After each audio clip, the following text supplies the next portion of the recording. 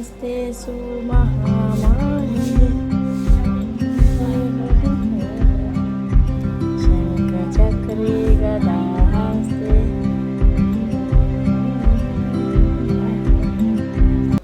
Hello, Shri Swami Samarth. कसे आहेत तुम्ही सगळे? मस्त आहेत ना? मस्तच राहत. तर चला, आपल्या नवीन एका व्हिडिओमध्ये तुमचं सगळ्यांचं मनापासून स्वागत आहे. तर मी लातूरला चालले आता. म्हणजे आतापर्यंत माझे लातूरमधले व्हिडिओ चालू होते फिरायला जाण्याचे, तोपर्यंत अजून डबल लातूरचेच व्हिडिओ. कारण कंप्लीट दीड महिना झाला असेल व्हिडिओ माझे मांडव्यातले येतच नव्हते, कारण तिकडले बाहेर गावचेच व्हिडिओ येत होते. आता मांडव्यातले व्हिडिओ पण भरपूर आहे शूट केलेले, पण व्हिडिओला इतका उशीर व्हायला आहे ना की मग मला पण नको वाटायला भागातले व्हिडिओ टाकायला. त्याच्यामुळे मला आधी लातूरमधलेच व्हिडिओ टाकू, नंतर बघू ते मांडव्यातले व्हिडिओ आहेत ते, त्याच्यामुळे टाकते आता मी. तर आम्ही कशासाठी चाललो आहे लातूरला? दोंडे खाण्यासाठी चाललो आहे लातूरला. त्या दोघी बहिणी आलेल्या आहेत. तुम्हाला तिचा म्हणजे आलेला व्हिडिओ पण आहे माझ्या मोबाईलमध्ये, पण ते नंतर टाकेल मी. त्याच्या अगोदर डायरेक्ट हाच व्हिडिओ घेतला आहे मी, कारण हे व्हिडिओ नंतर उशिरा जायचं म्हणलं तर नको वाटतं टाकायला, त्याच्यामुळे हेच व्हिडिओ मी अगोदर टाकते. तर मी माझ्यासोबत आदिती होती, आणि मी आणि आदिती आलो होतो कळंबमध्ये. तर कळंबमध्ये आल्याच्या नंतर अगोदर आम्ही रस पिला, कारण इतकी गरमी होती आणि इतका ऊन होता ना, नरड्याला पण कोरड पडली होती आमच्या दोघीच्या पण. त्याच्यामुळे म्हणलं चल आपण रस म्हणजे ऊसाचा रस पिऊ. आम्ही दोघी बसलो होतो ऊसाचा रस प्यायला. तिथून आमची इतकी परेशानी झाली ना गाडीला, खूप वेळ बसलो आम्ही, खूप वेळ बसलो, पण गाडी काही लवकर आली नाही. आली तर आली, नंतर गाडी आली. दुसऱ्याच गावची गाडी होती ती, आणि आम्हाला काही समजलंच नाही ती गाडी नेमकं कुठली होती. तर बसताना सगळे लातूर म्हणाले. आता एवढं म्हणजे कंडक्टर असे करायला लागलेत ना, लवकर पाठीच बदलत नाही, त्याच्यामुळे इतकी गर्दी पडते. त्या गर्दीमध्ये समजतच नाही की गाडी नेमकं कुठं चालली आहे, कोणत्या गावाला चालली आहे. तर अंदाजेच जाऊन बसलो आम्ही दोघीजणी, आणि मग नंतर गाडीत बसल्याच्या नंतर आम्हाला कळालं की ती लातूरची गाडी नाही म्हणून. नंतर तिथून आम्ही उतरलो, आणि अजून पाऊण तास आम्हाला तिथे बसावं लागलं. पाऊण तास कसं कंप्लीट 1 ते 1.5 तास बसावं लागलं. तेव्हा कुठं लातूरची गाडी आली आम्हाला. माझ्या इथं पोळा आलं बस स्टँडमध्ये बसलो आता आम्ही.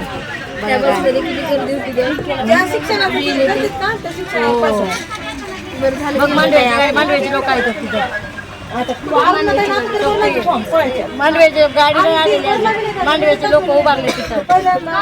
गाडी नाही अजून त्यांना सुद्धा.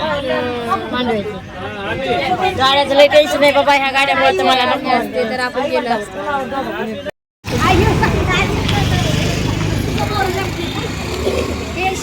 हो, तिकडं कधी जायचं? आता कवा जायचं ग? उद्या. उद्या काय प्लॅन आहे का मग घरचा? नाही, घरचा काही बी नाही ना. मग बाहेर तर बघा आई किती डोळे लावून बसते. आता आम्ही मध्येच 1.5-2 महिन्याखाली येऊन गेलो होतो, तरीसुद्धा आई किती डोळे लावून बसली होती रोडला. माझ्यासाठी अक्षरशः रोडला येऊन थांबली होती की मी कधी येते म्हणून. आणि कमीत कमी 2-4 वेळेस तरी मला फोन आला असेल, कारण मला यायला खूप उशीर झाला होता.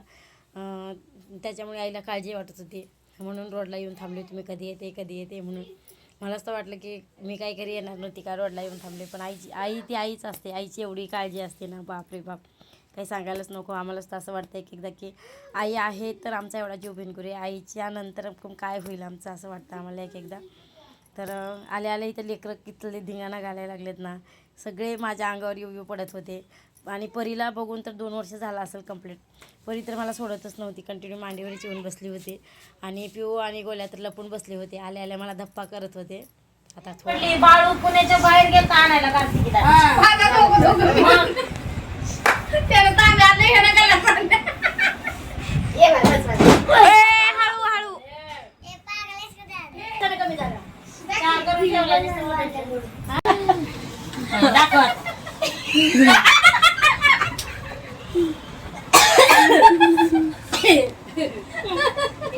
काय करायला हात बघू किती 10 किलो का हात तुझा? 10 किलो का हात? 10 किलो का हात एवढा बरके ते डायलॉग माझा आहे. रात्रीला 1 वाजेपर्यंत चालू होतं. बाबू म्हणे का मला लागणार झाले, वारस लागणार भैया झाले खायचं तू. अगं खायचं लय भांडण होते की बघा, दोघांची के भांडण होते की नाही, मी काही समजवलं तर दोघांनी बी. नुसतं मारतात दोघंच.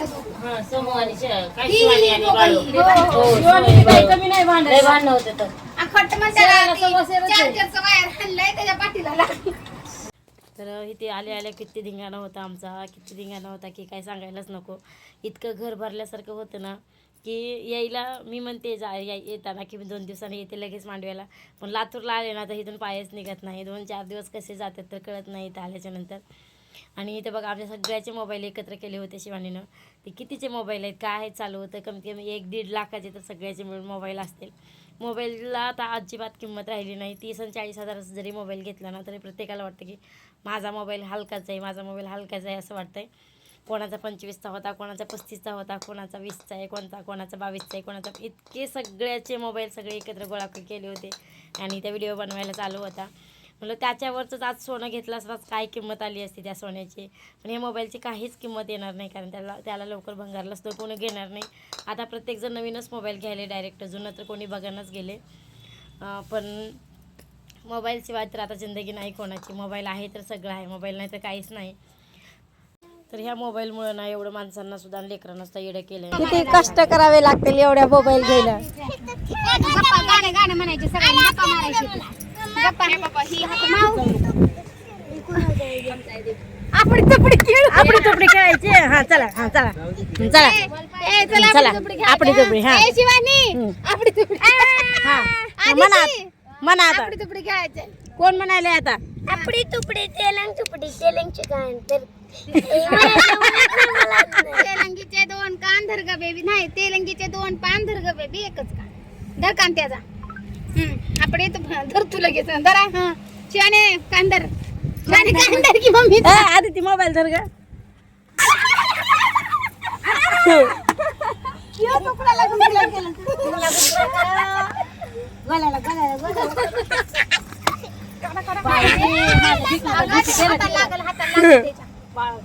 गेला. चांगलं लांब बाळा लागते का?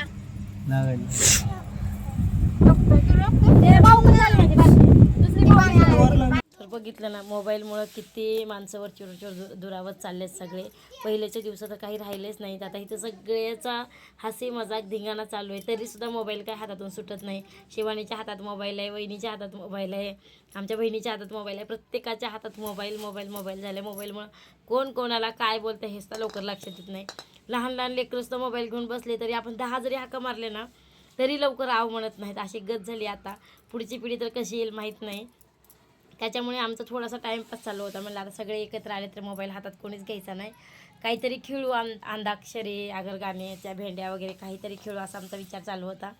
पण पिऊच्याच धिंगाण्यामध्ये ना आम्ही सगळं विसरून गेलो. पिऊचाच एवढा धिंगाणा होता ना की मग काय म्हणजे आम्ही काही खेळलोच नाही. नंतर मी तर काय पडले की झोपीच गेले. मला तर इतक्या लवकर झोप येते ना की काय सांगायलाच नको. पडलं की मी झोपी जाते. माहीत नाही मला एवढी का झोप आहे. तर आता इथं पिऊचं बोलणं चालू आहे काहीतरी. अजून नको